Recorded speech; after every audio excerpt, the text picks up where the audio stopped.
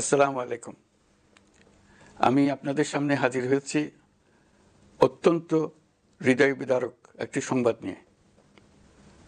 সিঙ্গাপুরে চিকিৎসাধীন জুলাই গণঅভ্যুত্থানের সম্মুখভাগের অকুতোভয় যোদ্ধা ও ইনকলাব মঞ্চের মুখপাত্র শরীফ ওসমান হাদী আর আমাদের মাঝে নেই।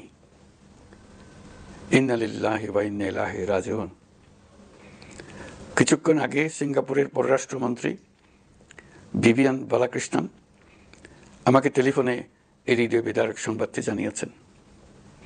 ফেসিবাদ ও আধিপত্যবাদ বিরোধী সংগ্রামের এই অমর সৈনিককে মহান রব্বুল আলামিন শহীদ হিসেবে কবুল করুন, এই দোয়া করি।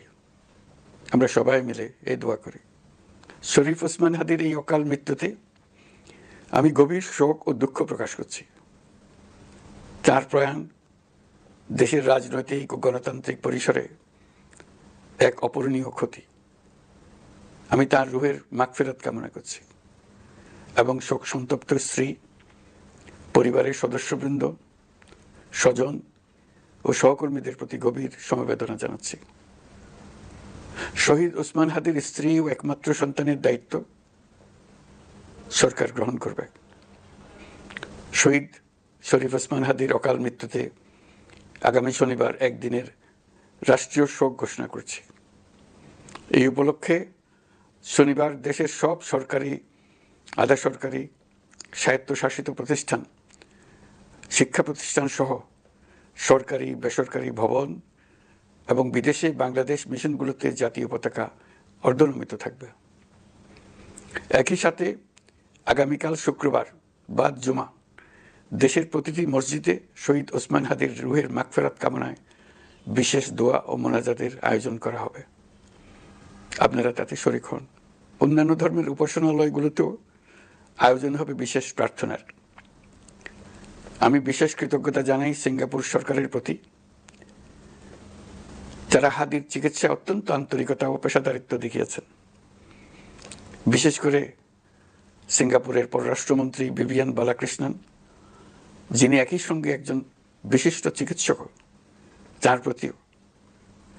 তিনি নিজে হাদীর পরিচর্যা করেছেন, আমাকে নিয়মিত চিকিৎসা সম্পর্কে খোঁজখবর দিয়েছেন।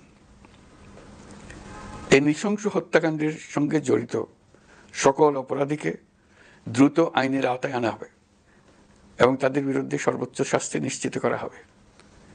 এই বিষয়ে কোনো ধরনের শৈথিল্য দেখানো হবে না।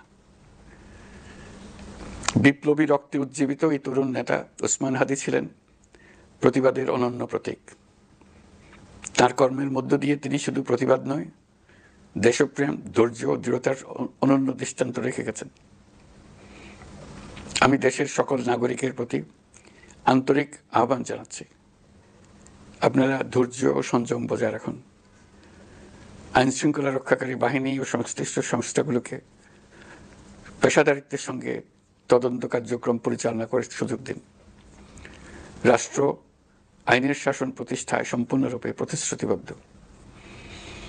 আমি আবারও স্পষ্টভাবে বলতে চাই, ওসমান হাদী ছিলেন পরাজিত শক্তি ফ্যাসিস্ট সন্ত্রাসীদের শত্রু। তার কণ্ঠ স্তব্ধ করে বিপ্লবীদের ভয় দেখানোর অপচেষ্টা সম্পূর্ণভাবে ব্যর্থ করে দেন।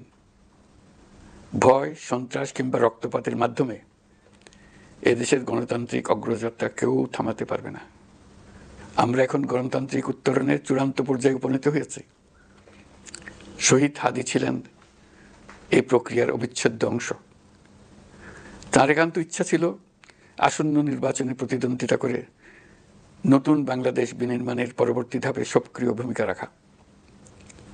অত্যন্ত দুঃখের বিষয়, তার এই মহতী ইচ্ছা অপূর্ণ রয়ে গেল। তার স্বপ্ন বাস্তবায়নের দায় আজ সমগ্র জাতির কাঁধে ন্যস্ত। আগামী দিনগুলোতে আমাদের সবাইকে ধৈর্য, সংযম, সাহস ও দূরদর্শিতার সঙ্গে এগিয়ে যেতে হবে, যাতে নির্বাচন ও গণতন্ত্রের শত্রু ফ্যাসিস্ট সন্ত্রাসী অপশক্তিকে চূড়ান্তভাবে পরাজিত করা যায়। এই শোকের মুহূর্তে আসুন আমরা শহীদ শরীফ ওসমান হাদীর আদর্শ ও ত্যাগকে শক্তিতে পরিণত করি, ধৈর্য ধারণ করি, অপপ্রচার ও গুজবে কান না দিই। এবং যে কোনো হঠকারী সিদ্ধান্ত থেকে বিরত থাকে। যারা দেশকে অস্থিতিশীল করতে চান তাদের ফাঁদে পা না দিয়ে আসুন আমরা সবাই ঐক্যবদ্ধভাবে গণতন্ত্র, ন্যায় বিচার ও গণমানুষের অধিকার প্রতিষ্ঠার পথে অবিচল পদক্ষেপে এগিয়ে যাই। এটাই হবে শহীদ হাদির প্রতি আমাদের প্রকৃত শ্রদ্ধা।